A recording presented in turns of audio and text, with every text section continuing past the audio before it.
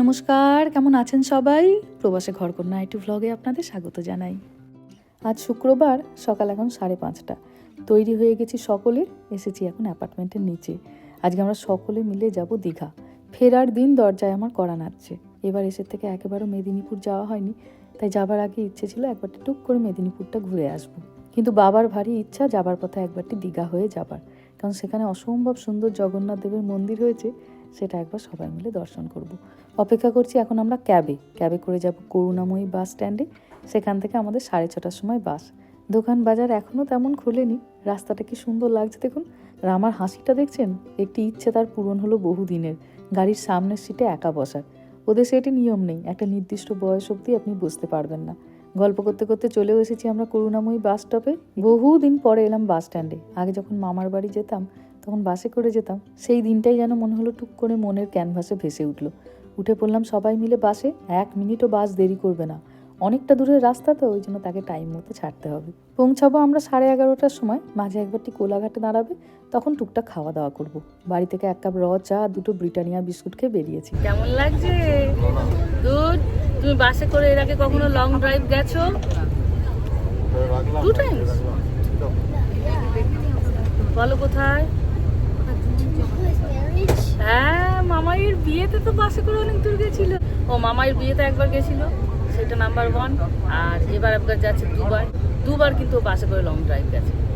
আবার জানলার ধারে বসেছে, কিন্তু এক্ষুনি ঘুমিয়ে পড়বে। সকাল 5টায় তো উঠেছে, আমাদের 6:30টার সময় সকালে বাস। বলতে না বলতেই হাই উঠে গেল। 6:30টার সময় বাস, 11:30টার সময় পৌঁছানোর কথা। চলুন শুরু করা যাক। এখন আমরা ধর্মতলায়। এখানে বাস 15 মিনিট মতো দাঁড়াবে, তাই সবাই নেমেছি একটু চা খেতে। কতদিন পর এই মাটির ভাড়ে চা খাচ্ছি। কোলাঘাটে এখন আমরা নেমেছি, নেমে আমরা এখন ব্রেকফাস্ট করছি। বাবা নিয়ে এসেছে গরম গরম চা। হয়ে গেছে খাওয়া দাওয়া, উঠে বলছি আবার সবাই বাসে। রামা ওখানে মামনির সঙ্গে হোমওয়ার্ক করছে। ওর অনেক হোমওয়ার্ক স্কুল থেকে পাঠিয়েছে, প্রত্যেকদিন মোটামুটি নিয়ে না বসলে প্রচুর জমা হয়ে যাবে। তো এখন তো 4 ঘন্টা আমরা টানা যাবো, 4 ঘন্টা না 3.5 ঘন্টা মতো আর কি। তো ওই জন্য খানিকক্ষণ ওর মামনির কাছে করে নিই। মিথুনের তো খুব মাথা ঠান্ডা, ও খুব বাচ্চাদের সুন্দর করে ব্যবস্থা করে বসিয়ে গুছিয়ে পড়াতে পারে। চলে এসেছি আমরা দীঘাতে। তবে প্রথমেই আপনাদের মনটা একটু ভালো করে দিই। দেখুন তো কি দেখা যাচ্ছে, ওই দেখুন জগন্নাথ মন্দিরের চূড়া। দীঘা সমুদ্র দেখতে তো বহুবারই এসেছি, এবারে আমাদের মূল লক্ষ্য ছিল জগন্নাথ মন্দিরটা কেমন হয়েছে একবার দেখবো বলে। তো ওই জন্য একদম মন্দিরের গায়ে হোটেল নেওয়া হয়েছে। আর এই হোটেলটা আবার এমন জায়গা যেখান থেকে আপনি ওল্ড দীঘা বলুন বা নিউ দীঘা বলুন, দুটোতে আপনি 5 মিনিট অটো নিলেই মোটামুটি পৌঁছে যাবেন, একটুখানি সমুদ্র থেকে ভেতরে। কিন্তু একদম এই যে মন্দিরের দেয়াল আর মন্দিরের উল্টো দিকে, চাইলে আপনি সকাল বিকেল দুবেলা করেও মন্দিরে যেতে পারবেন। তো চলুন এবার ভেতরে যাই, আর তার আগে আপনাদের দেখিয়ে নিই যে কোন হোটেলটাতে এসেছি। হোটেলের নাম হচ্ছে হোটেল ইয়েশোদা। প্রথমবার আসছি, আমার বাবার এক বন্ধু এসেছিলেন, উনি আমাদেরকে এটা রেকমেন্ড করেছিলেন যে আমরা এবার এটা দেখতে চাই, মন্দিরটা কোথায় নিলে ভালো হবে। তো উনি নিতে আসছি, চলুন ভেতরে যাই। জিনিসপত্র নিয়ে ভাই চলে গেছে। চলুন এবার যাই ওপরে আমাদের রুম নেয়া। তবে এখানে আসার পরে জানলাম, জানেন, এনাদের একটা রুম আছে, বিশাল বড় রুম, আর সেখানে 5টা না 6টা বেডও আছে। আগে জানতে পারলে ওটাই নিতাম, তাহলে সবাই মিলে একটা ঘরের মধ্যে থাকতে পারতাম, গল্পটা আরও ভালো হতো। হোটেলটা নাকি এই মাসখানেক তৈরি হয়েছে, চারিদিকটা একদম ওই জন্য চকচক করছে। গতবারেও আমরা যখন দীঘাতে এসেছিলাম খুব সুন্দর একটা হোটেলে ছিলাম, একদম সমুদ্রের কাছাকাছি। আর এবার যেটা, সেটা একদম মন্দিরের কাছাকাছি।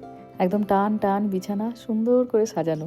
সত্যি সত্যি তাই, এতক্ষণ বাস জার্নির পর মনে হচ্ছে একটা টান টান বিছানার ভারী দরকার। স্নান করে হালকা কিছু খাবার দাবার খেয়ে একটা লম্বা রেস্ট। বাসটা আমাদের এলো প্রচণ্ড ভালো, কিন্তু শেষের দিকটায় খুব জ্যামে পড়ে গেছিলাম। ওই জন্য পৌঁছাতে 12:30 বেজে গেল। বাহ, এই রুমটাও কি সুন্দর দেখুন। আর এই ঘরটি নেওয়া হয়েছে আমাদের মিতুন রানীর জন্য। নিউলি ম্যারিড কাপলেরা, ওদের তো একটা সুন্দর ঘর দরকারই বলুন। তবে রামারিবুরও আবার সব থেকে পছন্দের ঘর হয়েছে এটি। এই ঘরে এই যে খাটটি গোল মতো দেখতে, আর এই ঘরটিতে আরেকটি সুন্দর জিনিস আছে, এই দেখুন। একদম মাথার উপর জানলার যখনই আপনি পর্দাটা সরিয়ে দেবেন, ঘর থেকে আপনি মন্দির দর্শন করতে পারবেন। জিনিসপত্র আমাদের রাখা হয়ে গেছে, কেউ কেউ গেছে স্নানে। যে ভাইটি আমাদের ঘরগুলো দেখাচ্ছিল, তার ভারী ইচ্ছা যে দিদি একবারটি তুমি ছাদে চলো, ছাদ থেকে একবারটি মন্দিরটা দেখবে। আহা, সত্যিই তাই, ওর সাথে এসে যেন একদম মনটা জুড়িয়ে গেল। গোটা মন্দিরটা, মন্দিরের আশপাশ সব কিছু দেখা যাচ্ছে। কিছুদিন আগে আমার শাশুড়ি মা মারা যাওয়ার কারণে আমি একটু ইতস্তত করছিলাম মন্দিরে আসার ব্যাপারে। মা তখন ঠাকুরমশাইকে ফোন করেন। তো ঠাকুরমশাই জানান যে আমি মন্দির দর্শন করতেও পারবো, ঠাকুরের দর্শনও করতে পারবো, ভোগও খেতে পারবো, কিন্তু আমি ঠাকুরকে এই বছর কোনো ভোগ রান্না করে দিতে পারবো না। নিত্যদিনের পুজো আমি করতে পারবো, আর আমার নামে কোনো সংকল্প করে এবছর পুজো হবে না। তখন মনে হলো ঠিক আছে চলো, বাড়ির গুরুজনেরা ঠাকুরমশাই যখন বিধান দিয়েইছেন, জগন্নাথ দেবকে দর্শন করে আসি।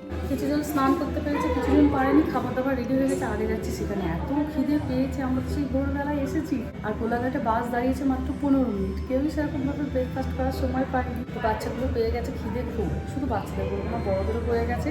তো যে কজন স্নান করতে পেরেছে তারা স্নান করে আসছে, যে কজন এখনো পারেনি তারা না স্নান করেই যাচ্ছি এখন আমরা হোটেলের ডাইনিং রুমে। মিথুন আগে চলে গেছে আর আমি রামাকে নিয়ে যাচ্ছি। বোন গেছে স্নানে। রামাকে আর রিভুকে আগে আমরা খাইয়ে নেবো, তারপরে আমরা সবাই মিলে বসবো, কারণ বাচ্চাদের পেয়ে গেছে প্রচণ্ড খিদে। ওদের আগে খাইয়ে নিয়ে তারপর ধীরে সুস্থে বসা। রিভু জানে আর এক সপ্তাহ পরে মাসি চলে যাবে। দাদার প্রতি ওর এখন ভালোবাসা ওই জন্য দ্বিগুণ। সব সময় দাদার সঙ্গে এখন তাইও লেপ্টে আছে। সারাদিনে কতগুলো যে দাদাকে কিসি কাটছে তার গুণে শেষ করতে পারবেন না। কি সুন্দর ছবিগুলো দেখুন, সব নাকি হাতে আঁকা। ছবিগুলো এত প্রাণবন্ত, শিল্পীর তারিফ না করে পারা যায় না। মুগ্ধ হয়ে একদম দেখছি। এবার এই বাসে করে দীঘা আসার সিদ্ধান্তটা খুব ভালো হয়েছে জানেন। ছেলেটাকে বাস ট্রেন দুটোই চড়াতে পেরেছি। এগুলো তো আমরা ওই দেশে পাই না। এখন একটু বড় হচ্ছে, ওই জন্য এই জিনিসগুলোকে দেখেও খুব উপভোগ করে। চলে এসেছে খাবার, পোস্ত, ডাল, দই পটল, ঝুরঝুরে আলু ভাজা, এখানে আছে একটুখানি কাঁকড়া, শাকের তরকারি, বাচ্চাদের জন্য আছে পমফ্রেট মাছ ভাজা, চাটনি, আর নেওয়া হয়েছে একটুখানি পমফ্রেট মাছের ঝালও। আজকে কাঁকড়া আর পমফ্রেট দিয়েই মূলত আমাদের খাওয়া দাওয়া হবে।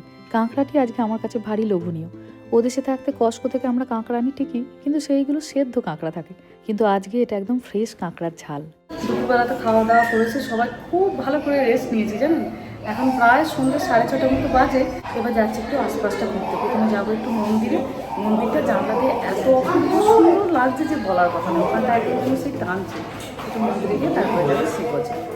ভাই তৈরি হয়ে গেছে, মিতুন, পিঙ্কি, ওমা তোদের জামা কাপড়গুলো তো একদম দেয়ালের সঙ্গে ম্যাচিং হয়ে গেছে।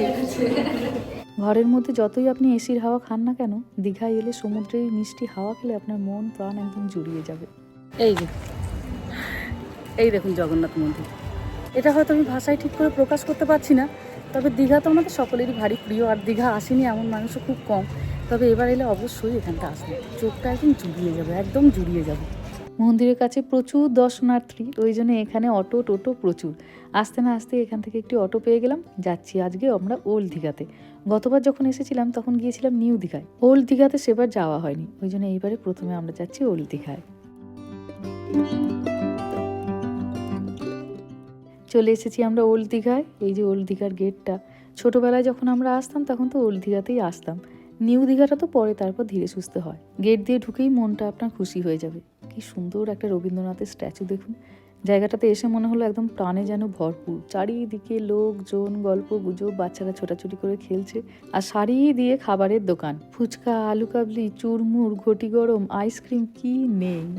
আগে চলুন সমুদ্র দর্শন করে আসি, তারপরে খাবার দাবারের দোকানগুলোতে আসবো। রামা এখানে বসে বসে এক মন দিয়ে দাদুর সাথে সমুদ্র দেখছে। এখন দস্যিপনাটা একটু কমেছে। ছোটবেলায় যেমন খালি ছোটাছুটি করতো, এখন দেখি জিনিসপত্রকে একটু বসে দেখে। ওদিকে বাবা রামাকে নিয়ে সমুদ্র দেখছে, আমি আর মা এখান থেকে দেখছি। আমাদের প্রবাসে ঘরকন্যা পরিবারের কিছু সদস্যের সঙ্গে এখানে দেখা হলো। কারোর সঙ্গে যখন দেখা হয় এত ভালো লাগে, মৌহাদি বলেছে, কেউ জড়িয়ে ধরে, কেউ একটা ছবি তুলতে চায়, যেন মনে হয় সত্যি সত্যি নিজের পরিবারের কারোর সাথে বোধহয় দেখা হলো। বাচ্চাদের জন্য নেবো একটু বাবলস, পাড়ে দাঁড়িয়ে ওরা একটু খেলবে। ভাইকে দেখতেই বললাম চ আমাকে পাপড়ি চাট কিনে দিবি চ। ছোটবেলায় কত আবদার করতো, কিন্তু এখন তো বড় হয়ে গেছে, এখন তো আমি একটু আবদার করতেই পারি বলুন। তবে যেহেতু দু বোনের একটি ভাই, দায়িত্ব কর্তব্যও করে সব, আবদারও সব রাখে। কতদিন পর দেখছি এইভাবে পাপড়ি চাট বানানোর মশলা তৈরি করা। বাড়িতেও মাঝে মাঝে আমরা করি ঠিকই, পাপড়ি চাটু বলুন, ঝালমুড়ি বলুন, ফুচকা বলুন, কিন্তু অতিরিক্ত পারফেক্ট করতে গিয়ে এই স্বাদটা আসে না। কোথাও বেড়াতে গেলেই এই চুটুর পুটুর খেতে আমার এত ভালো লাগে, আমি রাতে আর বাড়িতে খাওয়া দাওয়া করি না। ভাত রুটি মুড়ি তো সব জায়গাতেই পাবো, কিন্তু এই ফুচকা, আলু কাবলি, চাট এগিয়ে সব জায়গায় পাবো বলুন। যখনই আমি দেশে আসি, আমি এই ফুচকা, আলু কাবলি এই ধরনের খাবার খেতে খুব ভালোবাসি বলে সকালবেলা উঠেই মা আমাকে কি প্যান দিয়ে একটা ট্যাবলেট খাইয়ে দেয়, ব্যাস সারাদিন আমি টেনশন ফ্রি। যাই খাই না কেন আমার সুন্দর হজম হয়ে যায়। রিভু সোনা এখানে বাবলস নিয়ে খেলতে শুরু করে দিয়েছে, আর এত হাওয়া দিচ্ছে, ফুঁ দিতে হচ্ছে না দেখুন, হাওয়াতেই উড়ে চলে যাচ্ছে বাবলস। পুলিশ দাদুর আমাকে নিয়ে এসেছে এখানে বন্দুক দিয়ে বেলুন ফাটাতে। রামাও দেখছি ভীষণ উপভোগ করছে। মাসির কাছে বসে বসে রামা এখানে ভেলপুরি খাচ্ছে আর টুকটুক করে ছোটবেলাকার গল্প শুনছে। মাসি প্রথমবার কখন এখানে এসেছিল, ছোটবেলায় এসে মাসি কি করতো, এই সব গল্প। কিছুক্ষণ পরেই বোধহয় জোয়ার আসবে। সমুদ্রটা কি উত্তাল হয়ে উঠেছে দেখুন।